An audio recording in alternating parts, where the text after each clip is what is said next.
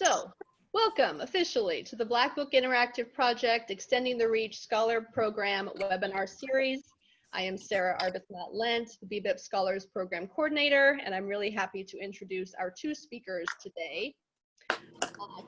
Dr. Kenton Rambsy is an assistant professor of English and Digital Humanities at the University of Texas at Arlington. Kenton specializes in African American short stories, social geographies, and the digital humanities, things like text mining, topic modeling, and mapping softwares. He is the former HBW project coordinator and founding manager and creator of BBIP, for which he is currently an ongoing consultant. Kenton's digital publications include Hashtag, the Jay-Z Mixtape, and Lost in the City, an exploration of Edward P. Jones's short fiction, published through the Mellon-funded Afro-PWW initiative, as well as several data sets related to African American literature and hip-hop culture published on the Texas Data Repository. Kenton's current book project is The Geographies of African American Short Fiction. Our second presenter today is Dr. Amy E. Earhart. She's an associate professor in the Department of English at Texas A&M University and affiliated faculty with Africana Studies. She is also a BBIP consultant. Her research includes humanities, African American and African diaspora literature, and American literature and culture. In addition to numerous essays, including her work exploring race and the digital humanities, her books include The American Literature Scholar in the Digital Age and Traces of the Old, Uses of the New, The Emergence of the Digital Literary Studies. Amy's current book project is Can a Computer Be Racist? Digital Humanities and the Infrastructures of Race in African American Literature. Please join me in welcoming our two presenters today, Dr. Kenton Rambsy and Dr. Amy Earhart. Yay. Hi. Turn it over to you folks now. Thank you. All right, what's up, you all? Me and Amy have this kind of worked out. I'm going to start this off, and Amy's going to kind of finish it off for me and tie up all of the loose ends, and she's going to kind of embed you all with all the stuff that I just don't know. So anyway, I'm going to get out of the way first. One thing I do want to say, though, is I will be taking advantage of the chat function to just share links when I'm talking about things, so feel free to look at them and even just save them to look at later. Well, you all are a part of BBIP, and I kind of, again, started when it was the 100 Novels Project. Even though it's totally different from what I'm doing now and working on short stories, I want to really talk about how what I learned about structuring data informed my current research projects. Hold on, sorry. So one thing I want to talk about is just what's going on with this. So with the increased digitization of primary documents and materials into networked environments and the use of quantitative data changes the types of questions we can ask about the production and thematic characteristics in Black literature. I kind of want to be frank in this way. We don't usually think of literary research in numerical terms. And of course, we rarely, if ever, base our arguments explicitly on counts, like word counts or number of books. But we do imply that we've identified changes in patterns and frequencies by observing particular things over time, like who's the most frequently published writer, who's the most frequently cited writer, and so on and so forth. So this is kind of where I fit in. In my research, I consider how metadata can be used to understand literary history and engage in interdisciplinary research. So, one of my most fascinating discoveries during my research over the past several years is the identification of 7 Black writers whose works appear in more than any other short story writers.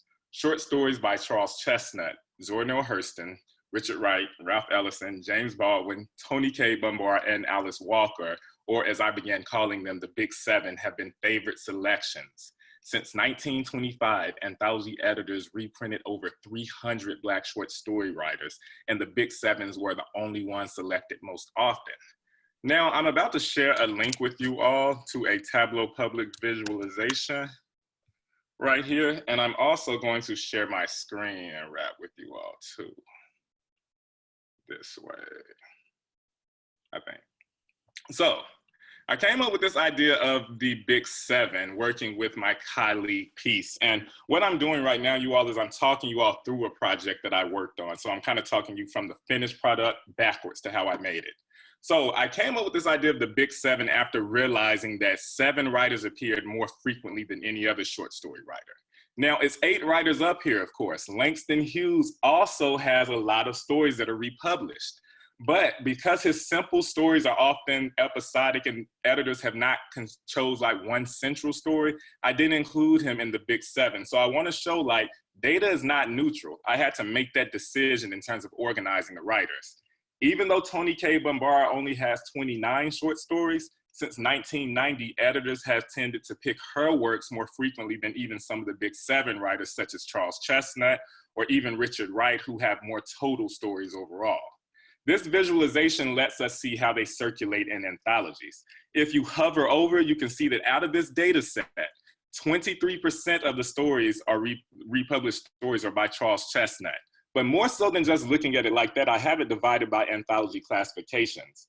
American comprehensive anthologies such as the Heath or the Norton, African American comprehensive anthologies such as Call and Response, Northern African American literature, so on and so forth. These are also other writers that appear throughout the data set. I think it's interesting because someone like Toni Morrison, of course, only has 1 short story, and it's only been anthologized 5 times. But someone like Langston Hughes has over 29 different stories circulating about 42 times or somewhere within there. So anyway, I just want to kind of show you all this to start with, thinking about a project that I did. I identified writers after looking at a data set.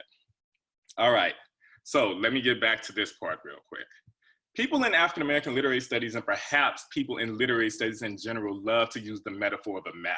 They'll say that their work is mapping the field, or I'm providing a map of what has taken place. The map metaphors are important, but too often actual maps have not appeared. That is, we do not have one-page documents that graphically provide people with guidance on how to navigate a place or navigate large bodies of information. In some respects, this visualization on the Big Seven is getting us closer to actually actualizing maps. I hope to provide more additional pages about Black literary art after a while to kind of get us understanding what we can do with this. So, according to Alan Liu, he has this essay, you all, that I kind of want to read a quote from and moving forward. He says, this essay is called, "Where is Cultural Criticism in the Digital Humanities?" In this quote, he says, "What makes cultural criticism unique is its attention to the constructedness of culture, to the making, creativity, and communication that surrounded human cultures, rather than their laws or their essences. Second, it captures the constructed nature of knowledge itself, the necessary incompletion that surrounds any part in relationship to a larger whole." Now, I want to emphasize this issue of constructedness. I'm about to send out another link to a data set right now, to this actual data set that I'm talking about. I want to emphasize this issue of constructedness because oftentimes when I look at African American literature in 2020 and I'm talking about the Big Seven, I'm looking at what took place over time. Now, with that being said, we have to pay attention to the editors, the people who are arranging these anthologies, what types of differences among these anthologies exist, how are we coming up with this? So, this link I just sent you is a data set that identifies 630 unique short stories by roughly 300 Black writers. Those 630 short stories have been reprinted approximately 1,100 times. Now, I'm gonna open this and share my screen again to open this data set just so we can look around it so you can see what I mean by it, okay. So the link I sent you is to the Texas Data Repository that I'm working with my colleague here, Peace Awesome Williamson, and we're basically trying to collect and organize data. Working with my grad student Jade and another research assistant, Rebecca, we were able to organize this data. I'm just gonna download it to show you all what we can do with it. Now, I don't want you all to think this is complicated. This is simply an Excel spreadsheet. I'm gonna do something up here. I'm gonna bold these top categories up here. When we talk about metadata schemas, when we talk about categories, this is simply what we're talking about. What types of categories can we use to perform a comparative analysis? What do I mean by that? Is there any way that we can look and see, is there a correlation between author birth, birth years or birth decades, as well as the, let me see, the actual original publication date of a publication. This is what we mean by metadata schema. So when we talk about BBIP, we're really concerned with organizing information about Black literature. So looking at this, you all of this, rows and rows and rows, columns and columns and columns, I want to give you an idea about how dense this is. I'm pretty sure no one's going to want to take the time to look through this to see who are the most frequently anthologized short story writers. That's something that's kind of hard to do. However, thinking about how do we turn all of this information, again, librarians, you all kind of feel me on this because this is nothing, again, but just simply collecting metadata about specific information. In this case, I'm looking at specific information about short stories. Again, source title, you all right here. These are the various short stories. I'm gonna sort this for you all real quick to give you an idea how we can look through it.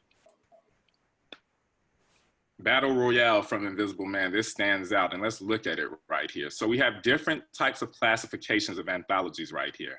Ralph Ellison is in comprehensive American anthologies, which are basically, again, like your Heath and your Nortons. Short story general collections, like such are the best short stories of each year. And also, he's also in comprehensive African American collections, comprehensive American collections. Again, what I'm trying to say is basically organizing this data, we can look at comparisons, basically looking at two rows, two types of variables to make various distinctions about Black writing. The last thing I want to talk about before turning this over to Amy is labor is involved in digital humanities. So much labor is involved in digital humanities. And with that being said, I want us to think about how long did it take to create this one single document, this data set, how long did it take? First of all, nothing is free. So I had to work on this project with 4 people, including myself. Myself, again, Jade Harrison, Rebecca Newsom, and Peace Awesome Williamson. The first thing we had to do, we spent 20 hours locating anthologies. And I know we might take this for granted, you all, but I want us to also think about some physical concerns when performing DH projects. I took for granted that libraries would just have copies of anthologies with Black writers. I took that for granted. So oftentimes I had to call people to say, could you just take a picture of the table of contents for me? I had to ask a colleague at the University of Kansas. I had to ask my brother. I had to ask just anybody, could you go to public libraries if I saw and just simply take a copy? That took lead work, you all. You just can't simply access anthologies online. And that's something I think we should think about as an actual physical barrier that we might have to overcome. The next thing is anthology transcriptions. That took 210 hours and 69% of the project. A lot of people suggested that we use OCR software, and originally we did try to use a lot of OCR software, but the typeface on anthologies were so different that it proved to be very difficult, and really just simply put, it was easier and less time to just simply transcribe it by hand. There was 3 of us working on here. If you see the 3 icons right here, 3 of us working for 210 hours from August to March. Data cleaning. Now that's something that's so important to think about, you all. After completing this data set, of course, there were so many errors. And I'm not necessarily talking about errors that we had when we were like typing ourselves. I'm talking about some anthologies actually had misprints of names, wrong birth dates. Now, of course, we know Zora Neale Hurston's birth date is notoriously kind of, iffy, but Ralph Ellison, Richard Wright, even Alice Walker, those birth dates did not correspond across all collections. So again, I think we need to take into account when people were composing anthologies in the 80s, the 90s even, were they still making certain mistakes? So that has to be accounted in data cleaning, and that was 40 hours. Easy. This is the easy part, visualizing the actual data. It took 20 hours, and this, when I say 20 hours, think about this is spread out over an hour or 2 hours a week or so. So this was the easier part. We just had to come up with what type of story we want to tell, and we want to focus on a few writers within this data set to illuminate all this data. And then last, we had to spend time proofreading it. And that took about 15 hours because we were just simply not really sure about, if this was too much information presented for readers within an entire visualization. I know that was a lot, you all, but luckily I come bearing gifts. I have all of this put together on blogs already that I am about to also send together in the chat. So feel free to read these at your own pace. And I will turn it over to Amy now. Thank you all for following through with me on that. That was a whole lot, but again, I have it all coming to you on the chat. Okay, excellent. Thank you, Kenton. I always like to hear Kenton talk about his work. It's always really amazing. And every time I hear him talk about it, he's done more. So and that's the first time I've really seen the back end of the project. I'm hoping I can get through this without any animal interruption, but bear with me if something happens. There's sheep running around in the background, there are dogs. It's a menagerie here. So what I wanted to do as we're getting started here is I have some slides. So I'm going to pull the slides up. I want to walk you through a couple of things. Let me go ahead and I'm going to share my screen with you. Let's see if it'll do what I want it to do. Oh, come on. It's giving me a hard time, of course. Just share it. Okay, yes. I have a brand new computer and it's like, hey, no, we don't want to do this with you. All right, let me see if I can get it to work. That's the other thing. Ah, success. Okay, there we go. Okay, can you see anything? Let's see. Slideshow, let me start the slideshow. Anybody have any, can you see things? Yeah. There, okay, excellent. That's what I wanted. Okay, so what I thought I would do is sort of piggyback on what Kenton has done here.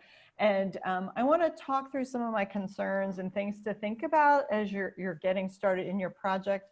I've been doing this a long time, and the more I do it, the more I return to kind of minimal DH. It's kind of like, I feel like in this moment of we're all putting our stuff online, I keep telling people minimal teaching is better. That centers the people, that centers the scholarly questions. So that's what I want to talk about. So I'm going to go through sort of a little talk, and then I'll walk you through some possibilities. In September of 2014, I was at the African American Expression in Print and Digital Culture Conference, which was held at the University of Wisconsin. And Tanisha Taylor and I were collaborating on a project called White Violence, Black Resistance. And on our panel was Elizabeth Maddock Dillon, who was talking about her early Caribbean digital archive, which is a fantastic and much needed project. She was talking about how she was doing TEI markup of her text, and she thanked Julia Flanders, who's one of the leading experts in TEI and digital humanities, for her project support. Julia had recently accepted a job at Northeastern, the same institution as Maddock Dillon, and had been instrumental in supporting the project's TEI encoding. My collaborator, Tanisha Taylor, who was at Prairie View A&M at the time, and I just kind of looked at each other. I think we had the same thought. We were like, oh, wow. Can you imagine being in an institution that like someone just shows up and does like half your TEI encoding? Wow. And I've been trying to hold that in my mind, because that's great and awesome when you have it, but so many of us don't have that kind of institutional support. And we end up doing a lot of like bootstrapping. And I wanted to think about that today. In particular, I want to think about that in relationship to sort of this contemporary moment of race and the academy and digital humanities. And Tanisha and I actually wrote an article about what we learned about our collaboration called Pedagogies of Race, Digital Humanities in the Age of Ferguson. And we talked about these institutional barriers, but we wanted to think about the lenses in which we were working. I'm at Texas A&M institution, a predominantly white institution. Tanisha was at the time at Prairie View A&M. She's now at Texas Southern. Prairie View opened up in 1876 as Alta Vista Ag and Mechanical College. And it was for, quote, colored youth. The same year that A&M, Texas A&M was opened as a land-grant agricultural and mechanical college. Historically, the two universities were divided by race, of course, during segregation, and finance, which is both historical and contemporary. And though the state constitution of Texas says that both are to be, quote, universities of the first class, obviously they've not seen funding and resources that make that true. Rather, the campuses have continued to be marked by separation of race and resources, which has created a space where Texas A&M is constructed as a Research One institution and Prairie View a historically Black HBCU teaching institution. Now, those differences, we were interested in sort of thinking about how they created these unequal opportunities to explore digital humanities. And I think it's helpful to think about these as you get started. So a couple ways of thinking about this that we understood through our collaboration. We decided, both of us, that we wanted to use Omeka as a project platform, and I'll talk a little bit about Omeka in a few moments because I think it's a great choice for a lot of us. We asked our institutions, hey, can you get this program for us so we don't have to pay privately to use it? Now, one would assume that a faculty member at a big R1 with a digital humanities institution would be able to get this. However, what was really interesting is that A&M's rules about faculties interfacing with servers, with installing programs, made it so I was completely locked out. There was no way that I was going to be given access to that. And interestingly enough, Prairie View was able to sort of run it as a startup. So there are moments where having sort of less structure can be useful. On the other hand, Tanisha found that because her institution was predominantly interested in pedagogical uses, that they were able to buy Omeka from her university-supported funds for student research and faculty development, but they got really strange about the way students worked in the website. So it's interesting to think as you start these projects where those barriers occur, and to recognize those structures. So I just want to sort of put that out. These structural issues are really important because it's a little different than when we write an article or do some innovative teaching where we can kind of have control of that situation. We don't have as much control because these things are housed on servers and the like. So I've been thinking a lot about, big versus small in DH, and I've become really interested in what I'm calling small DH, which centers the projects within communities in which the materials are housed, in communities who have the cultural knowledge to work with these materials. And I've been thinking about DH as sort of crafted projects. So what I thought I would spend the rest of my time talking about is some ways that you might think about how to control your project to make sure that you can do really interesting things without a whole lot of startup. And really, this is the history of digital humanities. I've written a lot about this sort of long tail of digital humanities, which has been sort of ignored by a lot of people. A lot of people have ignored the amazing work done early on by scholars who are working with communities of color, African-American lit scholars, people working on gender, sexuality studies. This work was early in the 90s, and it often sort of gets erased when we talk about digital humanities. So I've worked a lot on sort of bringing that back into our conversations. So I guess what I'm thinking about is like, how do we go old school in some ways? And instead of trying to always chase like the newest, fanciest program, what can we do with what we've got? So I think the first question that comes up with this, and a really important place to start, is where your program is going to be, where your project is going to live. One thing Tanisha and I decided very early on was that we could not put a project on a Texas A&M server. We needed to find a neutral space because for too long, Texas A&M has gone to Prairie View and sort of lifted materials and taken it back to the predominantly white institution. They sort of sucked the resources out. So we didn't even want that on a server. Like, we didn't want her materials on my server because, that's just going ahead and doing the same thing all over again. So we actually used Google as a neutral site. And even though it's, big monolithic company, it was better than putting the materials on Texas A&M. Since then, I've become really interested in this Reclaim hosting site. And I just want to point this out to you. I really, really love Reclaim hosting. It's very inexpensive. It costs $30 a year for you to basically buy space. It is particularly designed for for folks working in universities and colleges. So it's very much of that. And what's really great about this group is that they have the most amazing customer service I've ever seen. And I don't say that lightly. I had a graduate student who was working on a Zora Neale newspaper project, and she had a problem with one of her pieces. And so she emailed Reclaim Hosting. She's like, look, I want my students to work on this tomorrow morning. I know it's last minute. Can you help me?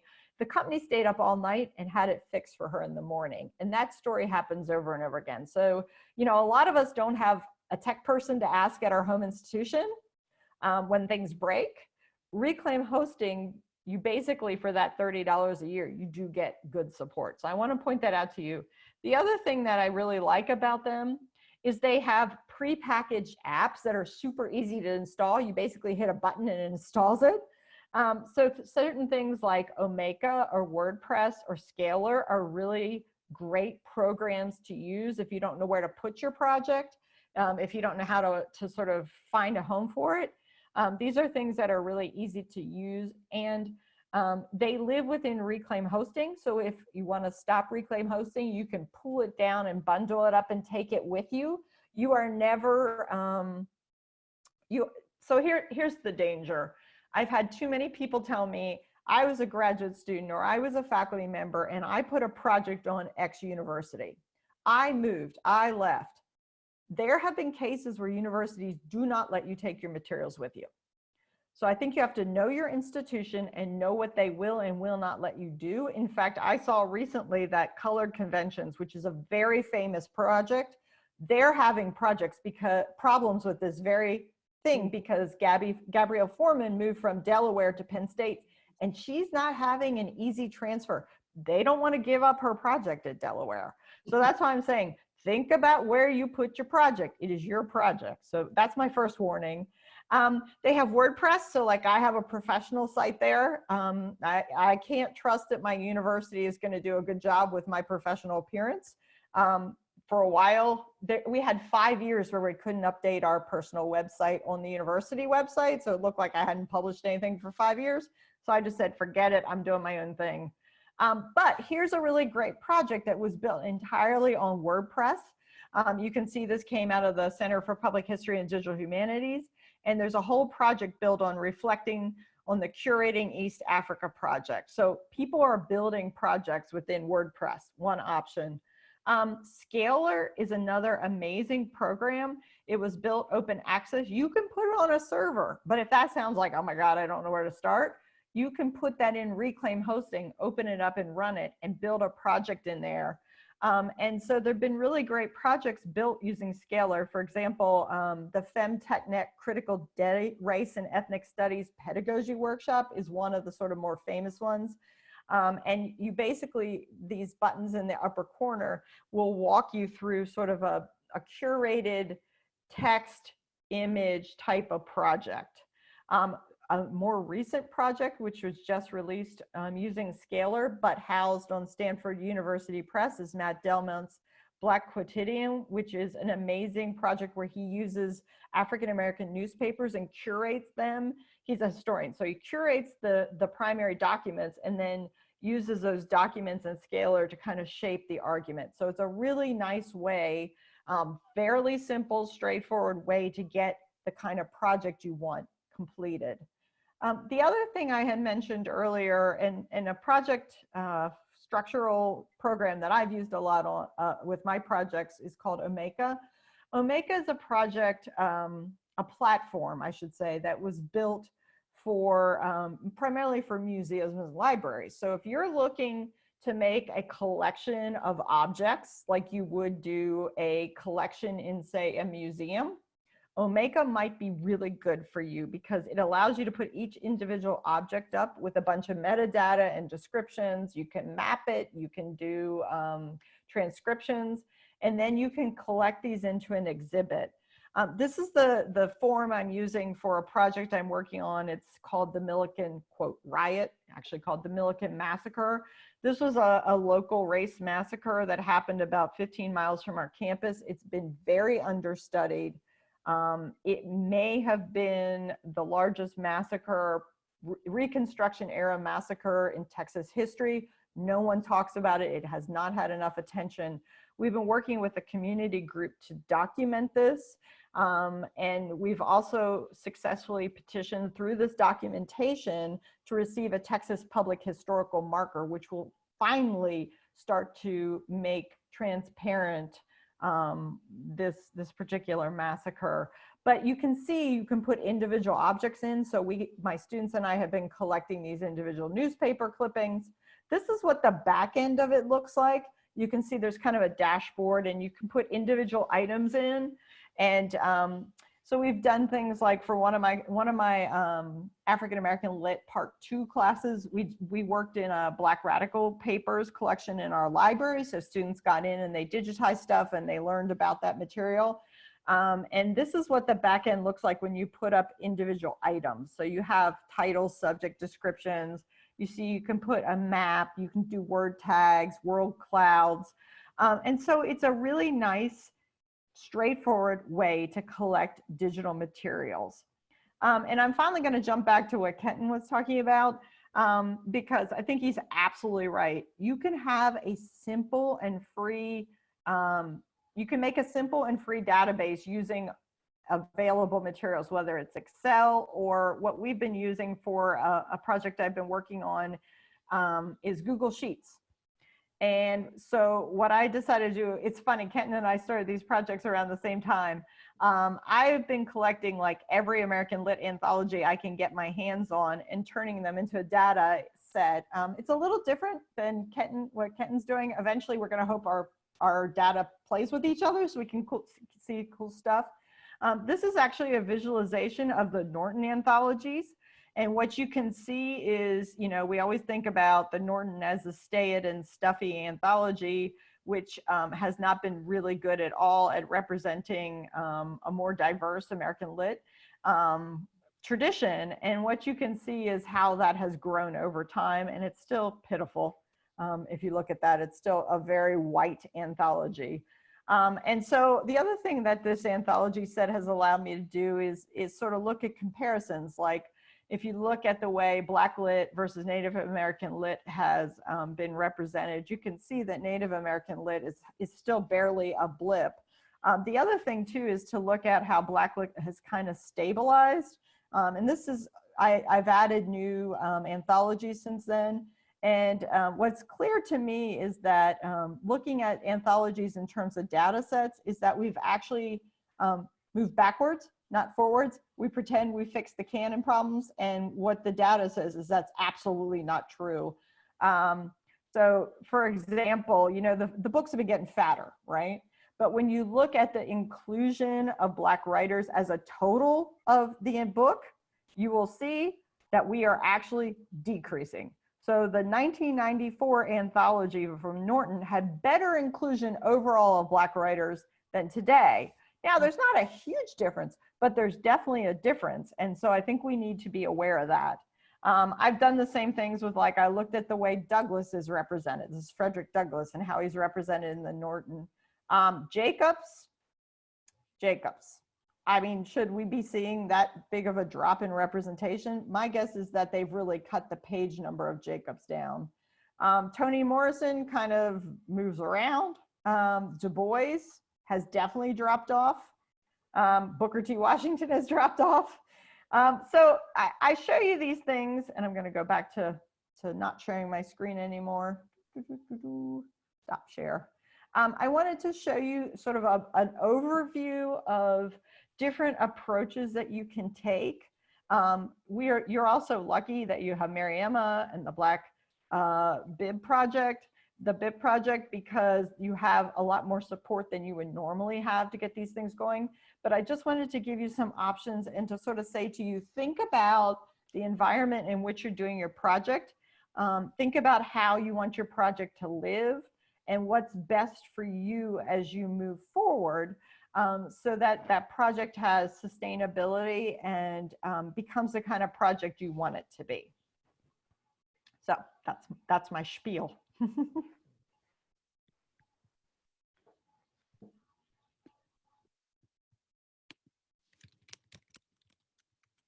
Thanks very much, Amy. Questions? Everybody, you'll just have to unmute yourself and ask away, and you may talk over each other, and that's okay. We'll get everybody's question in. Just go ahead. Can I start with the first question? It's a quick one, and it relates back to the very beginning of all this wonderful information. I know that we are not physically meeting at the CLA, but did you say that we will be going to the postponed one? I know we're still meeting in Zoom link, but are we not going to go to the postponed date either? Okay. No, we'll pull out. Got it. Thank you. I just wanted to whenever make sure. CLA is rescheduled. We'll get our stuff in April. Thank you. Let me just add, can you hear me? Add that if you want to go to CLA, you are welcome to do that. We encourage people to go, but we will not be hosting our sessions there. Got the difference. Now, there are some of our BPIP scholars, Conrad among them, who are already on the program, so they will have no choice but to be there because they have other sessions planned. Okay. Our two sessions are not going to be there. Thank you.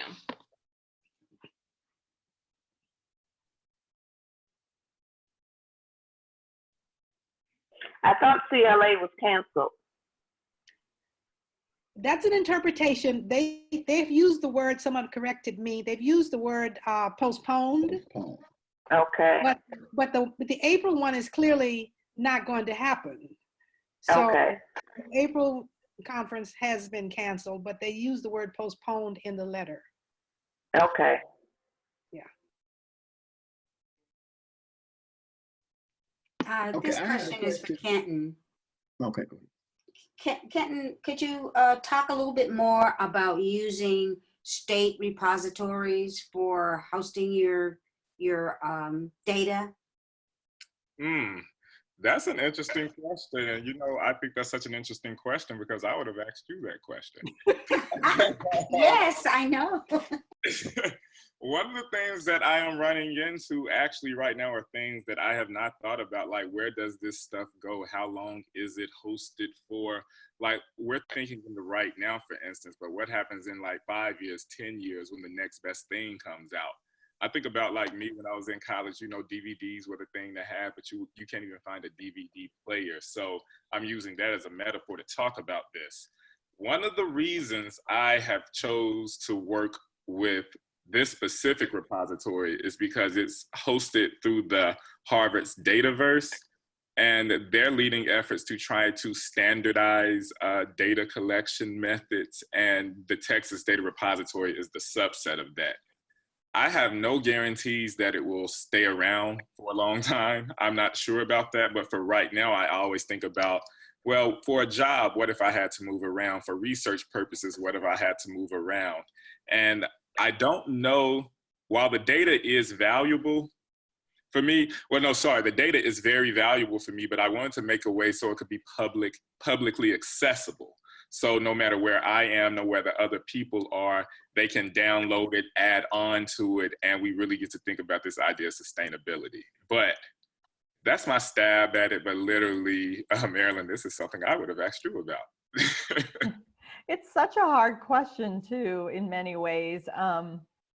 So I've been putting all my materials into our institutional repository, but MLA Commons has a repository that might be really good for some of you, but it's a real issue. I'm working on a book right now with Stanford University Press, and it has digital data components, and they can't quite figure out, like even Stanford, which is incredibly well funded and the library is very good, they're kind of like, well, how do we go through this process of you have to have your book accepted to then use our materials in our library, but then we need the stuff in your repository before we send your book proposal out. It's just a real problem.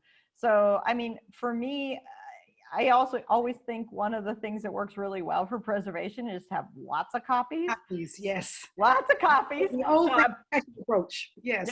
Yep. So put in your institutional IR, put in your MLA Commons, especially if you want people to work with your stuff. I mean, Kenton, how many downloads have you had?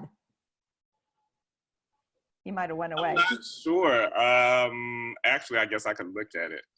Right now it says 262. That's a huge amount for a data set. Yeah, that's one of the interesting things about it. The thing is, oftentimes people were emailing me asking me to send the data. And one of the things that I wanted to try to kind of prove, well, sorry, let me come on video. one of the things that I was trying to kind of demonstrate to my university, particularly when I was making a TMP case, was that like, hey, people are emailing me and asking me for data. People are emailing me and asking me for data.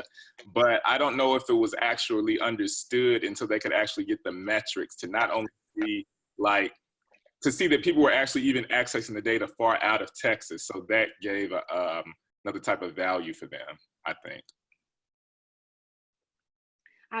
Let me kick in a little bit. I saw Conrad pop in a minute, but the questions that both of you raised, Kenton and Amy, you know, have significance for what's happening with us. For instance, we are now storing everything in SharePoint because we had a storage problem. And so we went to SharePoint. We originally, just as you, Amy, are working with you know, a partner, University of Chicago, who have been doing a lot of the, you know, the legwork for us. We're now starting to do legwork on our own, but that was initially how we were able to move ahead. Likewise, we're getting lots of requests, basically because our archive is the only one, digital archive is the only one of its kind. Our problem, of course, is that we have copyrighted materials because we have full novels. So we have two databases. We have pre-24, 1924, and post. And we have to figure out a way to give people access to post-24 through access control systems that do protect copyright. So we're at a point where that has to be an issue for us. The pre-24, no problem. But the post-24, I'll add to that, that one of the things we knew all along, but Hathi Trust just figured it out, that the places that they were going to get all of their millions of books excluded more people than it included. So now they're trying to figure out, okay, let's double back and figure out what we need to put in so we can actually honestly tell people we have everything that's out there, because they don't. They missed too much and they didn't know, and they know why they did, because they only went to certain libraries to cull their information, and every HBCU, most of, you know, institutions that were not R1 are not included in that. Yep. We know what those collections look like. Mm-hmm. So these problems are not, you know, unrelated to each other. And certainly, like I said, the old-fashioned approach, make multiple copies, I strongly believe in that. And I even, as you know from our office, I believe in physical copies too. That you know, you got to be able to push your hand on a copy, because the errors that you make, we want to make sure, is the error ours? Is it in the first edition, which we try to get when we're making scans? But where is it? Because we have followed errors, because what Kenton, you're noticing in terms of the errors is that people replicate books from before, and those errors just get repeated over. And that's the first thing I discovered literally 30 years ago, that people were, and I could find where the error started by looking at bibliography. And I could see the first error, yeah. And there's really easy ways to kind of hack together for the visual parts of your projects that are a lot harder to sort of store as data. A really easy hack is to make sure that your particular project, whatever the URL, is being scraped by the Internet Archive. So if you know the Internet Archive, there's a little button you can put your URL in there and basically say, keep collecting this. And it goes and it makes temporary snapshots of your project. And I can't tell you how important that is, because as someone who's tried to work on the history of early DH, I have said over and over again that the only history of DH we have has been recorded by the Internet Archive. Even the Rossetti Archive early on at UVA, they're doing amazing things. When I was writing my book, I emailed Jerry McGann. I was like, hey, Jerry, can you give me some, you know, images from what the front page looked like? And he said, well, we threw out all those computer files. I have no idea what it looked like. Gotcha. Nobody knows. I thought, oh my God, like what if the big well-funded, you know, project can't do that, what happens to the rest of us? So the Internet Archive, that's a great hack to make sure that people in the future can see what you were up to. And you know, especially with the kind of materials we're all working on, we do not need them to drop out of the canon again. And that's what I fear happens, is like people do all this recovery work and then we lose that digital project, and then where are we? We're back at the beginning again. We got to find ways around that. So look at the Internet Archive. It's really awesome. I have a question. Can you hear me? Yeah. Oh, okay. Hi, I'm Clarissa West White, and I'm at the Film Cookman University, and we have a lot of collections but none have been touched. They're all in the boxes in the archive. So I was going to grab one. So the first one was Rosewood collection. We have a Rosewood collection. Oh, it's full, but I've come across some issues, and I don't know. Should I seek? I don't know when to seek legal counsel when I can't get like questions answered. I thought I could kind of go ahead, and then I talked to the former archivist who was like, "Oh no, don't touch that box. Put all that stuff back," because half of that, the people who donated it said that it belongs to someone, and they didn't want to give all of it to Cookman. They only gave part of it to Cookman, but it's not separated in the boxes. So you would need to sit down with the person from the family who donated it, and they're already hot with people, and they're not going to come to the campus. And I'm like, but if they donated it and there's a legal agreement that's signed,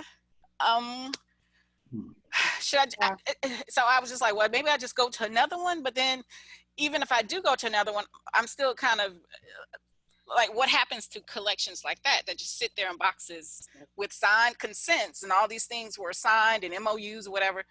And then it's like, oh no, there's a person who said no, no, they're not giving it all to Cookman. Yeah, that's the problem we're going to run into more and more. Oh, yeah. I had that happen.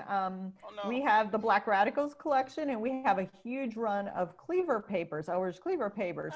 And I was looking through them, and one of them was like this really cool letter he wrote when he went to Cuba. He was talking about how disappointed he was with the communist system. It was surprisingly still racist. And he had drawn a little island of Cuba and written Alcatraz in it. And I thought, oh, this is great. We're going to have our students digitize this. So we went to Kathleen Cleaver, who knows we have these papers. And she said, absolutely no, you can't touch any of these. They're all off the table. And we got nowhere with them. Now, the flip side of that is we also had some Alex Haley papers about Malcolm X. And we had a typescript of this article no one had ever published about. No one seemed to know about it. So I did some research. And I figured out that when Alex Haley died, his estate went into bankruptcy. Yes. So I tracked it down, and it was bought for $10,000, the entire estate, by a motivational speaker in Florida. So I wrote that guy, and I said, my students, of course, if you say students, that helps sometimes. My students want to work on digitizing this project. Would you let us do it? If not, how much would it cost? And he said, oh, it's free. So you just never know. So I've had both of those things, and it is so hard because you're looking at this Cleaver boxes, and they're amazing. Like, we have all the letters that he wrote to when he was in jail for rape to the white woman who was his lawyer that he fell in love with, supposedly. We have those letters are weird, but we can't do anything with them. How did they get to Texas? Well, here's the best part. Rebecca Hankins, who's our Africana Studies librarian, she's amazing. She finds these things. Basically, these boxes were left in a storage unit. Oh, people didn't pay for the storage unit. And that's right. Auctioned. And they're auctioned, right? So it's complicated in that no one seems to mind if you quote them for research, you know, and technically we own them, but Kathleen Cleaver is still his estate. So it's that same thing, like the family has this weird say in it that even though the library owns the documents, they kind of don't own the intellectual property. And it's a mess. It's a mess. But if you can use half of them, at least that might get you somewhere if you can figure out which you can actually use. Well, I've decided to opt for the, we have the collection of the, he's been named the godfather of gospel music. We have his entire collection that also includes an autobiography. Ooh, that sounds great. So I think I'm gonna go with him because there's everyone's deceased. And I think we have clear cane. Who is this now? Oh, you would ask. The guy from who went to Chicago and did the gospel music in the 20s? I think so. Yeah, he's from Louisiana or something? Coast. I'm horrible with names. I'm absolutely horrible. The one I'm thinking of is went from Louisiana to Chicago in the 30s. Let me check. I don't know what I'm doing. I can get there really quickly. Well, while you're thinking about that, one of the things that several people said to me, actually, it was the person at the American Council of Learned Societies said, one of the things we can't forget in this process is this is about relationships. and we have to build relationships. And often when you're thinking about DH, you remove the idea of something of the human side of it. And I think Kathleen, who I know, is very invested in that. And I think at some point she will let go. But I do know, because I've heard the story many times, and I've heard people argue with her about you preventing exactly what you tried to support in your youth. So the relationship part, I think, is important. And I think that's something we're going to have to work on. I think the relationships, including getting the kind of legal counsel to help create an environment that we can get more work done. But again, it has to, you have to consider the relationship side of it. And that's why I think some of us are better at that than others. And I think in HBCUs, there's a great need to do that because as I quoted to someone recently, we do not want to repeat what happened when Arna Bontemps went to Yale. And part of the Fisk collection shows up in Yale. And we and you talked about Prairie View and Texas A&M. So we don't want to repeat that. I'm very aware that HBCU's relationships with PWIs have been very problematic in that regard. So we've got to work on the relationship side. And we actually also means bringing funding along with the relationship that's controlled on the HBCU side, and not on the PWI side. Absolutely. You're so right, Mary Emma. We actually made a contract for the very first project it did with the Concord Free Public Library. We actually had both institutions' lawyers draw up a contract. And that was the only way forward. It was so important to do that. So sometimes, legal counsel can move forward. And I mean, I think a lot about this. I just published an article on the problematics of being at a what is, white racist institution historically and contemporarily, and trying to work with a Black community organization. I mean, they rightfully don't trust us. Right. So it's all about building relationships. You're absolutely right. But I also think we have to look at as well how the Black community buys into a particular trope where history is concerned. I was looking at Kenton's stuff when you got the big seven. Sometimes we're only looking for the big seven, and we're not. And sometimes it can be we don't know there are other materials there, and sometimes it's what people will go with what's usual. And even on the piece with Eldridge Cleaver, his stuff on his sexuality has been pretty much stomped, because he admitted he was same-sex attracted. A lot of people know that.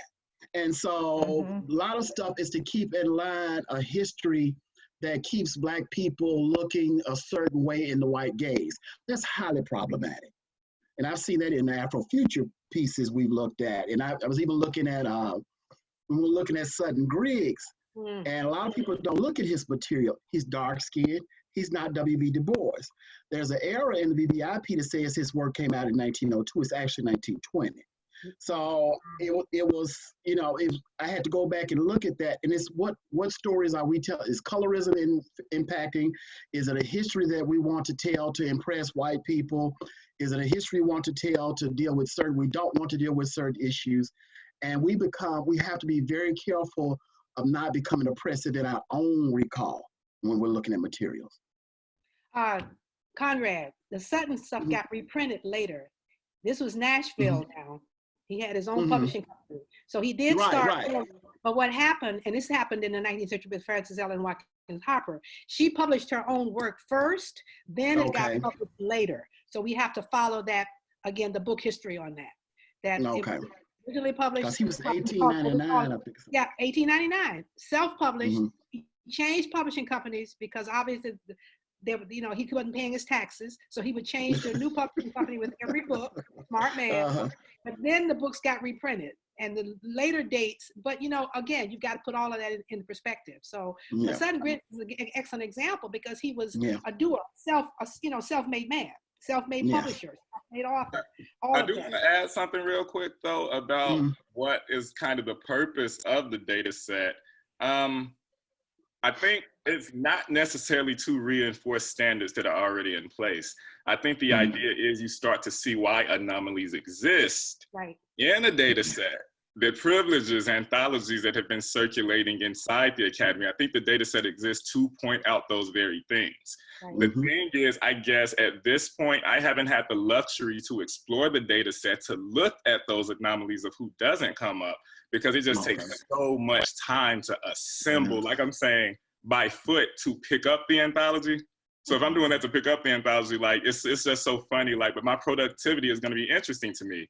While I wanna advocate to all of the BBIP scholars, I would get together to try to think about making a collective data set, because I think from this one data set, my productivity in terms of articles about what shows up frequently, what doesn't show up, when do things show up in certain time periods, because certain people do get hot in certain periods. Those are so many different types of research avenues that I can take, but I really wanna put an emphasis on, it takes so much time just to collect the data, and then you're mentally exhausted after collecting the data. So it sounds like an anthology. Yeah, it's a lot, but I do want to encourage you all, since you all are at the group, just looking at even the BBIP selections. Do we even have just simple things like birth dates, death dates, origin places, hometowns, all of that information that seems so simplistic, takes so long to collect if you're only doing it with like 1, 2, or 3 people. Yes. But I really want to just make a case for that with you all. Think if everyone just took 5 things or 2 things, divvying that up. I did that with a grad class, and I was so happy because we were able to make a data set, and then everyone was able to go in their own direction with that one single data set. So if that's any way to think about where I think we are in this process of collecting data, like, imagine if like Dr. Ward, Dr. Brown, Professor Trudy, or Harris didn't do that stuff in the 80s. And I was like, oh, that's funny, because I couldn't do that stuff in the thousands in terms of picking it apart, you know, and seeing what was going on. So we got to build a data foundation. I want to say something else about the labor question. This is interesting because we are coming back around to something that we started with at HBW. We now have one high school student working with us who's been working with us for 2 years. And we just added 2 undergrad students. We've always hired undergrad students, but we didn't have high school students. When HBW first started, we were able to get on a CETA program. Some of you might were not even born then, but the CETA program was the federal government program that paid high school students to work in the summer. And the University of Mississippi had a CETA program, and I was known at the time as somebody, when you need something used up, go to Mariama, because she can figure out what to do with the money.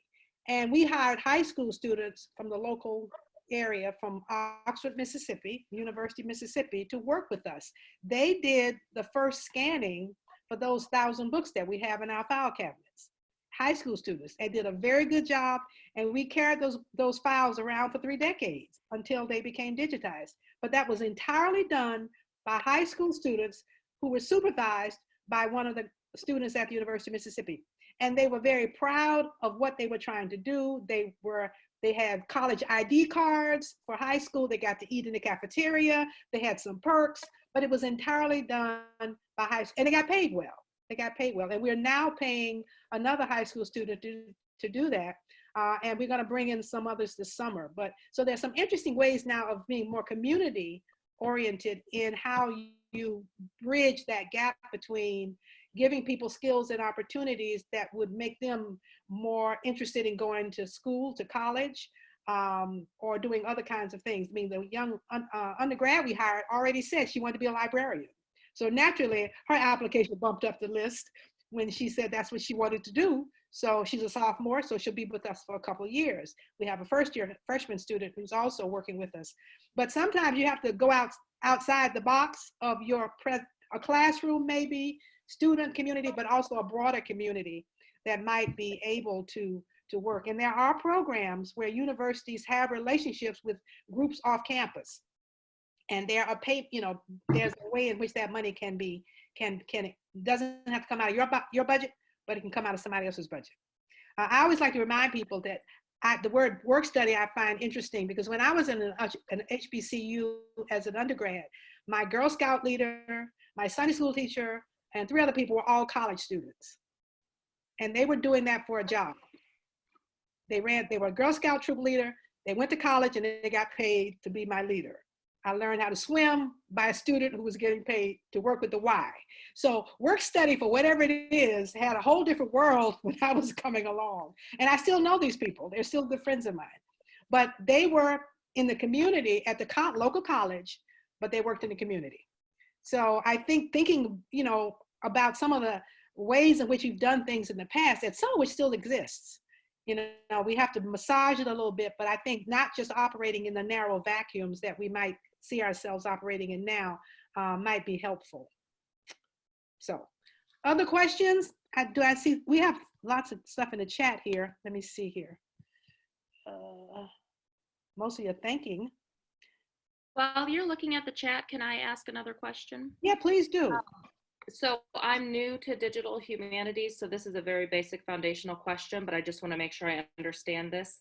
So while I'm taking notes on what you guys are saying here, I want to be sure I understand that where I choose to show / share any work that I would be doing outside of PhiloLogic, Reclaim hosting, WordPress, things like that, that is not the same place that I choose to store my work, where you guys were saying that storing it in multiple places would be best, such as MLA Commons, my college's repository, SharePoint, WordPress, something like that. So these are two different ideas I'm thinking of here. Yes, they are, because you'll be working with our master major database, but you'll also be creating your own projects. Right. Your own projects, we decide where you want to store them. We were only speaking about our database in terms of the copyright restrictions. And so that's why we have to be really careful. But you are creating projects. Now, I didn't say this part, but one of the things, and Jay can back me up on this too, we're getting lots of requests for our metadata. Not just, you know, the books themselves, but the metadata, which is of course very doable. But Kenton is right.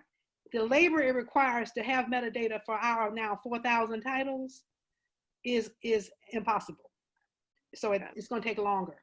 But yes, you can decide where you want your project to be housed. Marilyn, you might want to kick in here in terms of, because Marilyn, you know, has worked with Scalar. 2 of the projects Kenton mentioned are done in Scalar. So what we had intended for HBW and for BPIP in general is to take people from where you say you are now, learning, to publishing. Got it. And so the publishing end right now, we have a relationship with Afro PWW. And Marilyn, if you're still on, we can say something. Not much to say, because Amy actually covered 3 of the platforms that we use to publish in Omeka, Scalar, and Pressbook. Good. Which are the ones that I see that librarians, et cetera, may use more than any other group would use, would be those 3 platforms, because the other one that we support is OJS, Open Journal Systems. But what you were just talking about in terms of database, I think that Amy said it right, that Omeka is really a wonderful place for you to also store databases that you are creating, and then from them you can create exhibits or other kinds of things that would accompany that. I think, Amy, correct me if I'm wrong on this, you had one project there where you were discussing about, so that's what we're doing. And right now what I'm doing is learning how to transfer that face-to-face workshop that we were doing onto an online workshop, so that we can accommodate more people than having to go to the different locations to teach people how to use those platforms. Outside of that, that's about all I would say. If you want some immediate publication to go out, I would suggest that you take a look at FIRE, the Multimedia Journal of Black Studies, which I'm also the editor of. Kenton has a article that's gonna come out next month in FIRE that's about his work that he's done in Scalar will somewhat about his work that he's done in Scalar on the Edward P. Jones project that he did in that. So Kenton, if you're still there, why don't you give them links to your two projects, and that way they could take a look at it, see how that's been working out. Is he still there? Right, yes. Let me see if I can get that. If not, I'll try to pull it up real quick. Okay, that is one right there. This is to a map of Edward P. Jones's Lost in the City. It's his collection of short stories. It's his first collection of short stories. I am blanking on the year right now of actually when it was published, but what we did, this is the data set that I made with my graduate seminar course. What we did was we all took a story and we wrote down every single location that Edward P. Jones mentioned within his stories. And we basically plotted that on a map. This is what we did with that. Now, what I did to show how you can interchange or play with various data sets, we overlaid the points that Edward P. Jones mentioned with a demographic map of DC. What you can do if you go to the Layers tab in the top left-hand corner, you can scroll to the very bottom and click like, oh, I guess I should share my screen. Wait a minute. One moment. How do you spell that? So this is what we're doing right here. So I have this population map. These are all of the points in Edward P. Jones's Lost in the City right here. Every single point right here is mentioned. What I have right here are all the DC landmarks to help you make sense of things. This is the Martin Luther King Jr. Memorial. This is Georgetown right here. This is Howard University right here. This is Anacostia and Frederick Douglass's home around here. These are all of the points now that Edward P. Jones mentions in his one collection, Lost in the City, all around DC. What I wanted to do was think about, what does gentrification look like? This was DC in the 1970s. The darker shades of purple indicate more heavily populated African-American neighborhoods. This is DC in the 1980s. Again, similar in terms of demographic spread. This is DC in the 1990s. Again, similar demographic spread. This is DC in the 2000s, first decade. We see the similar demographic spread. This is where things change a little bit. 2010, just then we see a similar thing. But I think it's interesting because when we start looking at 2017, when we really talk about gentrification in DC, we're talking about starting heavily in 2017, more so than we even mean in 2015 sometimes. So that is what I want to share. Thank you. Thank you. That's good. Other questions and comments? Tabitha, you will have access, and everybody who's on now, Clarissa too, access to all of the recorded webinars from BBIP Scholar Program 1. So in your spare time, you can look at that, have questions. You know, we can, again, arrange these sessions for shorter periods of time, but people can get together and talk and share. So given that everybody now is learning how to go to online for everything, since many schools are closed and conducting business online, we've been doing these webinars all along. So we are ready to continue to do them to facilitate people not just trying to look at something individually, but looking at it collectively, asking questions and getting immediate responses. So all the webinars are there. And our consultants, Amy, Kenton, our consultants are there. And you have consultants from BBIP cohort 1. That is, some of them are online now. And Conrad is one of the teams that's been most active. So they can also help you share, go through and answer questions based on their experience. So you've got now about 28 people who are in a marriage together, trying to figure out how to make it work. And the rest of us are just kind of facilitating, you know, but the people really doing, you know, involved in it and various stages of evolution of their knowledge in terms of DH and application of it. I want to say too is that you heard people talk about classrooms. Amy talked about it. Kenton talked about his graduate seminar. That's another approach that people can use. Students that you're teaching, bite off a little bit of this and have a project being done in the classroom. students are often very ready to try something different and to see it connect to what they think they're really savvy about, because they are born digital. And what does it mean when they can apply some of those skills and upgrade themselves in the classroom at the same time? So I would definitely, and Amy's been doing that quite a while, I know, with her students in classes.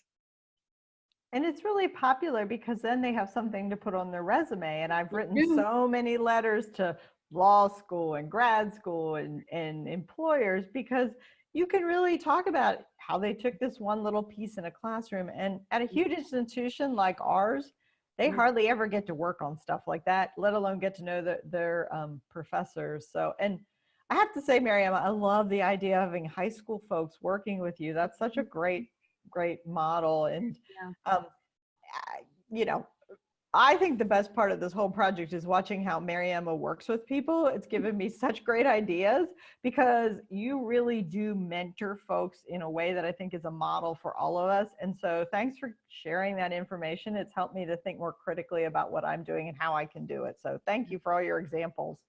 Yeah, I think that one of the things that we probably have not done really well, and I'm seeing this now from inside HBW, is getting people, that is the parent company for BPIP, is getting people to see that the skills that they master within HBW are very employable, are very tangible skills that they can take with them and they can expand. And that sort of learning what they have and what they get within the 2 or 3 or 4 years, I'm trying to work a little bit better on that, because I think people want a very singular minded today. Students are very, very singular minded. And so when you're adding to their baseline, they don't necessarily translate that addition into something of value. So if anybody can help me do better with that, because that's been my frustration in the last few years, as students come in with kind of a professional mindset, but they don't see what is possible in terms of a working environment and how they can add to it, but also take from it. They contribute a lot, but I also want them to take a lot with them. And sometimes they don't see what they got. And I have one example of a student who graduated a few years ago, and Kenton, you may remember him. He just got a job in a law firm, and he came by to tell me it was what he put on his resume that he hadn't thought about. He was our first scanner in one of the funded projects. And when he graduated, he was lost. He didn't know what to do, but now he has found his way 3 years later. And it had to do with the scanning. And we asked the man why he hired him, because they had 300 applications. And he told him, because you had that you had this experience. And in a law firm, that was very valuable. So he's getting a job and will probably want to go to law school at some point. So they're good success stories. That's awesome. Yeah. Anything else? All right, thanks everybody. We'll see you in a couple weeks.